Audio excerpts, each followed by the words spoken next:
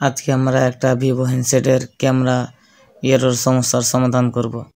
যে এটা সমস্যা আছে, আমার ব্যাক ক্যামেরা কাজ করছে না, কিন্তু আমার সেলফি ক্যামেরা কাজ করছে। ব্যাক ক্যামেরা করতে যেয়ে আমার এরর আছে, সেজন্য আমরা ফার্স্টে মোবাইল ফোনটা খুলতে হবে। খোলার জন্য সিম ট্রেটা বের করে নিব। তারপরে যে সিম সকেট আছে, সিম সকেট সাইডে রেখে দেবো। রাখার পরে আমরা মোবাইলটাকে কী করতে হবে, সুইচ অফ করতে হবে। আগে ফার্স্ট 1 নম্বর সুইচ অফ করার পরে মোবাইলের ব্যাক প্যানেলটা খুলতে হবে।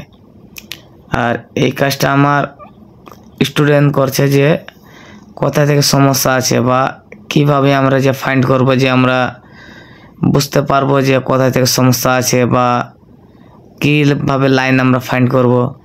সেই জন্য ফাইন্ড করার জন্য আপনারা ভিডিও দেখতে থাকুন। ভিডিওর মাধ্যমে আপনারা দেখতে পারবেন কী ধরনের আমরা সমাধান করছি বা কী প্রকারের আমরা যে ফাইন্ড করার চেষ্টা করছি।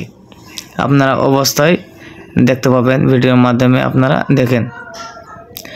কেননা আমরা ফার্স্টে প্রত্যেক কানেক্টরের জিআর ভ্যালু নিব। জিআর ভ্যালু কেন নিব, যে আমরা কোনো লাইন যদি মিসিং থাকে বা কোনো ড্যামেজ থাকে, আমরা জিআর ভ্যালুর মাধ্যমে অবশ্যই বুঝতে পারবো। সেই জন্য আমরা ফার্স্ট 1 নম্বর বর্ণিত দেখে নিলাম কোথায় কোথায় আমার জিআর ভ্যালু পাবো। বর্ণের মাধ্যমে দেখানোর চেষ্টা করছি আমরা যে কোথায় কোথায় আমরা জিআর ভ্যালু পাবো। প্রত্যেক কানেক্টরে আমরা জিআর ভ্যালু নিয়ে নেব। জিআর ভ্যালু কত আসছে আমার। জিআর ভ্যালু আমরা জানি যে আমাদের জিআর ভ্যালু কত লাগবে। আমার জিআর ভ্যালু যদি আসে তো আমার লাইনটা ওকে আছে। যদি জিআর ভ্যালু যদি মিসিং পাই তো আমার ওই লাইন থেকে আমার সমস্যা আছে।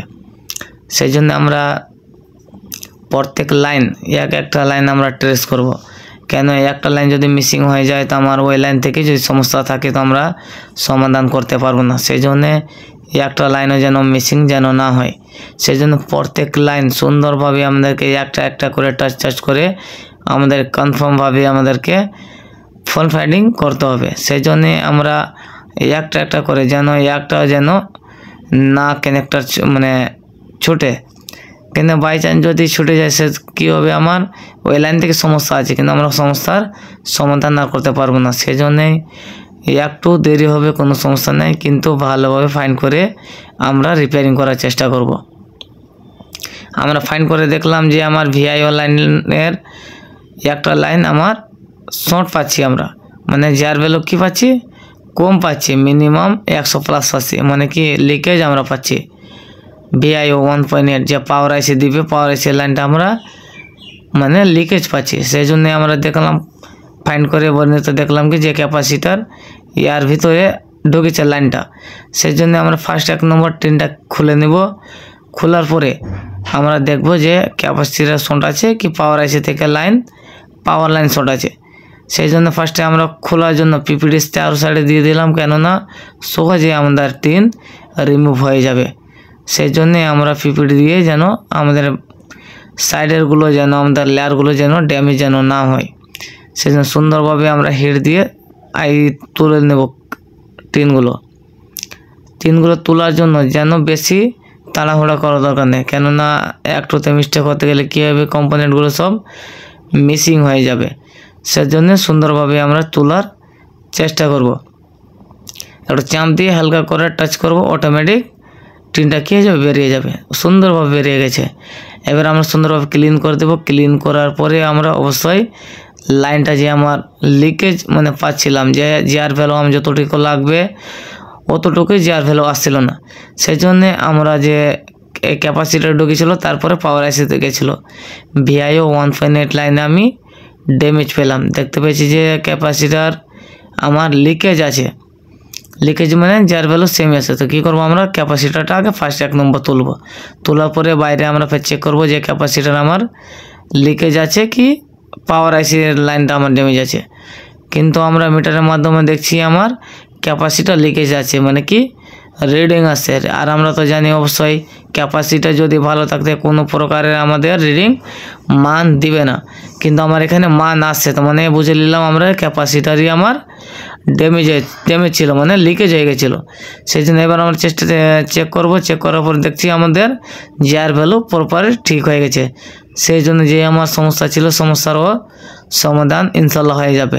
সেই জন্য এবার আমরা ক্যামেরা যতটি আছে ক্যামেরাগুলো আমরা কি করব, পুরোটা সেটিং করব। সেটিং করার পরে আমরা দেখব ফোন আমার যে প্রবলেম ছিল প্রবলেমটা সমাধান হলো কিনা।